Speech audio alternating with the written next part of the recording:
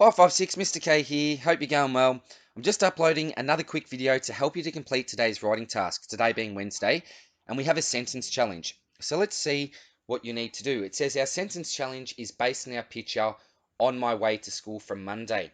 So you should all have a copy of this already. It will be located in your class story in your timetable. And that is the picture there. So we've obviously got some children walking to school in some pretty tough conditions by the look of it there. Probably different to how we're used to walking to school for any of us that do walk to school. So it's all about enhancing your sentences today. So we need your help to enhance some of these boring sentences.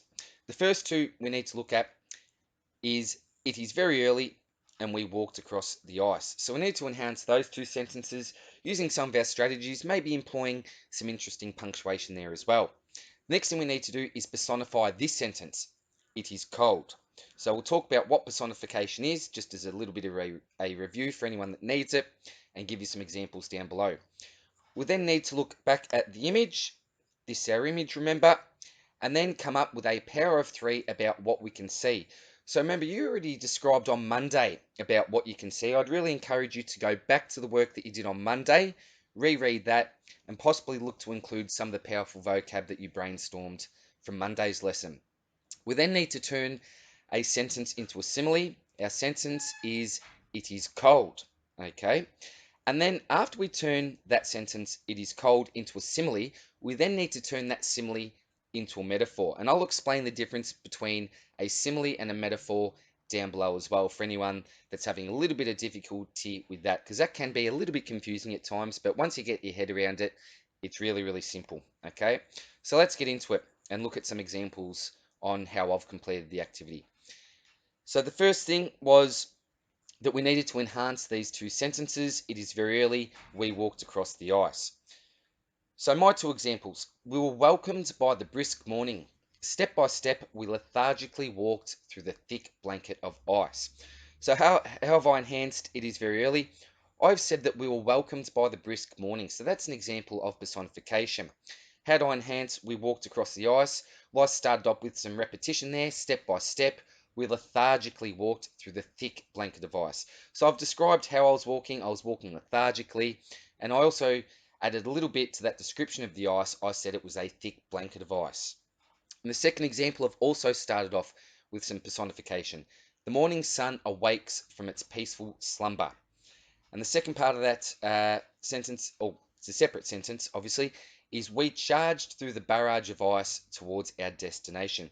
So I've replaced the word walked with charged, and I've described that ice as a barrage of ice. And add a little bit at the end towards our destination. The next thing we need to do is personify, tongue twister, personify this sentence. It is cold. So remember, personification is when we give human characteristics, which can be emotions, feelings, or actions, to a non-living object. And another quick example I've got there is the sun hugged me with its warmth. Obviously, not an example that we will use for this activity because it is freezing cold. But the two examples that I came up with there is the freezing wind slapped my face. So what's the characteristic that I've given it there, or the action, is the wind slapped my face. And just to add to it, I've said the freezing wind, just to obviously make sure that I'll make it clear that it is cold.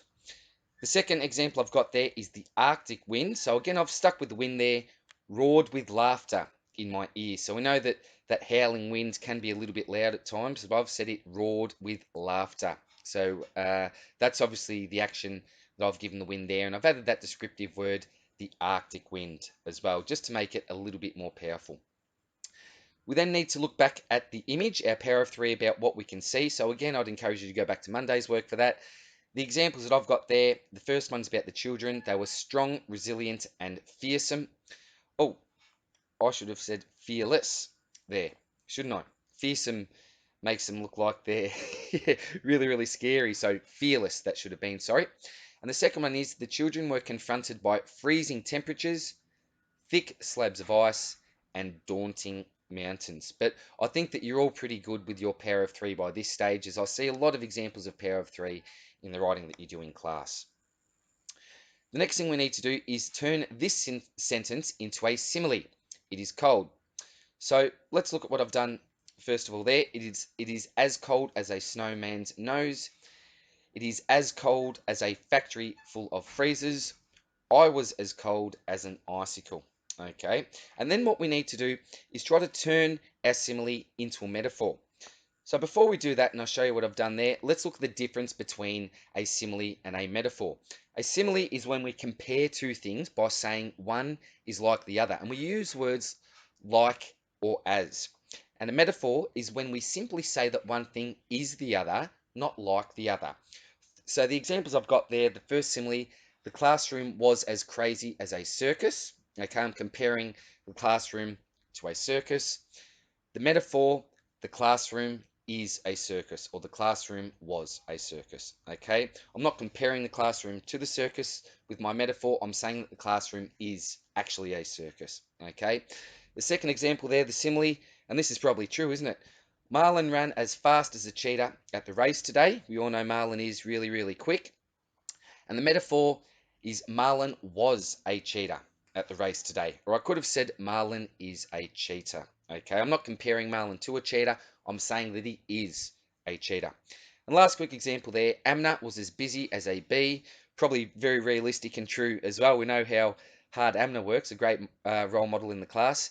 And the metaphor we've got there is Amna was a busy bee. She was a busy bee. Amna is a busy bee. That would be how I would change that simile into a metaphor.